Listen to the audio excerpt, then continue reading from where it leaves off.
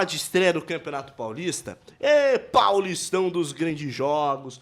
Palmeiras venceu ontem a Portuguesa, venceu por 2-0, mas você viu ali, né? A linha fina do nosso produtor falou que venceu, mas não convenceu. Não convenceu vocês, meus caros Guilherme Palese e David Silva? O Palmeiras não convenceu? Eu acho que nem precisa convencer, irmão. Jogou com um time com praticamente 100% dos atletas da base. É um time praticamente reserva, sabe? Abel Ferreira fazendo testes. Mas, mano, venceu e é o que importa, cara. Bateu a Portuguesa, o time multimilionário agora, hein? Olha, o presidente da Portuguesa falou que ia trazer o Nani, hein? Parem as máquinas. Oh, Nani, que maravilhoso. Agora, assim, eu vejo o lado positivo dessa partida. Jogadores da base foram testados, não comprometeram. E o Maurício, cara, mostrando aí que o Palmeiras não precisa fazer tantos esforços para trazer meio-campistas. O Palmeiras tem bons meio-campistas. Maurício, Felipe Anderson para mim vai crescer, Rafael Veiga que vai crescer. Então são atletas junto com a molecada da base que podem agregar valor a esse meio-campo do Palmeiras, Richard Rios, enfim. Então eu vi algo positivo desse jogo. Para mim, o Palmeiras vence e consegue um resultado interessante para fazer com que o torcedor acredite no potencial do clube. E aí, David Silva, eu discordo do venceu, mas não convenceu, porque o Palmeiras não fez força nenhuma para vencer a Portuguesa. Sim. A Portuguesa não finalizou nenhuma vez no gol do Palmeiras. O Palmeiras foi senhor do jogo do primeiro até o último minuto. Conseguiu uma vitória tranquila, com garotos vindos da base, como bem disse o Guipa, fazendo testes no ataque, Luigi, Thales. O que você esperava dessa estreia do Palmeiras? Tá frustrado com 2-0 ou tá de bom tamanho, que lambam os beiços, como diria eu? Não, tá de bom tamanho, Henrique Canelo, pro Palmeiras. Estreia, primeiro jogo da temporada, 2-0, Maurício, né? Sendo o destaque aí da equipe do Palmeiras ontem, 2 gols marcados.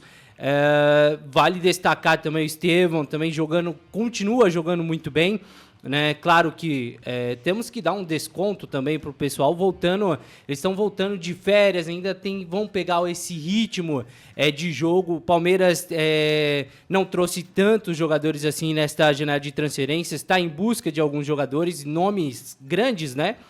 Mas eu acho que o Abel até falou, né? Precisa de reforços. Precisamos mais de reforços.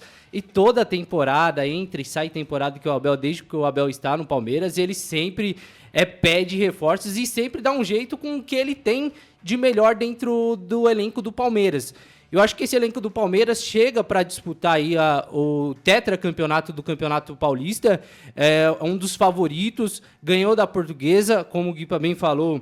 Uma Portuguesa que foi montada, né, de dezembro para janeiro, com a maioria dos jogadores com contrato até o final do Campeonato Paulista, então não é um time que está entrosado. Palmeiras, para mim, ontem, aquele ditado, né, fez mais que a obrigação. Não precisava dar show, mas fez a obrigação dele. Jogou dentro de casa, diante dos seus torcedores, venceu 2-0. E para mim o grande destaque mesmo é o Maurício. Ele provou ontem que ele pode ser sim titular nessa equipe do Palmeiras. Ele pode desbancar qualquer um jogador que chegue ali para o meio campo. Então o Maurício para mim foi um grande destaque. E falo mais, se continuar assim, ele vai ser o grande cara do Palmeiras na temporada de 2025. Lembrando que o ano passado, chegou a tirar a titularidade, com aquela mudança de titularidade entre Veiga e Maurício, a um certo ponto da temporada, ele se tornou um jogador muito importante nesse meio de campo do Palmeiras e tá aqui, né? É importante dizer, já tá no clube, já tá ambientado, não custa 25 milhões de euros, então é um cara que, já tá ali. Às vezes a gente fala muito do Rômulo.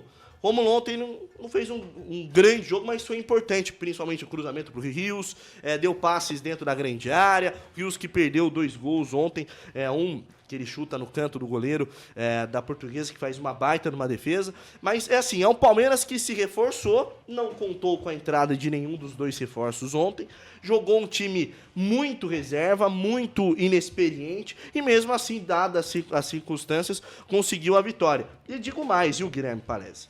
Pessoal do Verdão falando do Vanderlan. O Vanderlan fez uma partida interessante ontem, mas as alas do Palmeiras são 2 posições que me preocupam. A lateral esquerda e a lateral direita. O lateral direito ontem foi o Marcos Rocha, mas no banco de reservas tinha o Mike e o Riai, que inclusive entrou no segundo tempo. Eu acho que o Riai ainda vai dar certo nesse Palmeiras. Para mim, o que falta pro Riai é experiência, e o Abel Ferreira é o cara certo para cuidar dessa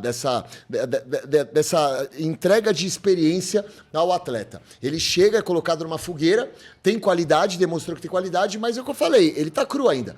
E eu acho que um treinador como o Abel Ferreira pode fazer com que esse atleta consiga resolver, por que não, o problema da lateral esquerda do Verdão. Em relação ao jogo, mais uma vez falando, a base do Palmeiras é uma base fortíssima. O Abel até falou em entrevista coletiva sobre isso, e é uma marca, é uma arma da equipe do Palmeiras durante os últimos anos, com a chegada do Estevão, com a chegada do nosso glorioso Endrick. Então, a torcida do Palmeiras e os próprios dirigentes do Palmeiras e o técnico esperam sempre uma joia chegando à equipe do Verdão para ajudar na temporada. Eu tenho certeza que isso não vai ser diferente nesse ano. Ano passado foi o Estevão e o Vitor Reis, o zagueiro, que inclusive foi vendido, um valor astronômico, gigantesca negociação. Então, o Palmeiras ainda pode se dar o luxo de ter essa força, de ter o seu elenco fortalecido com essa boa base.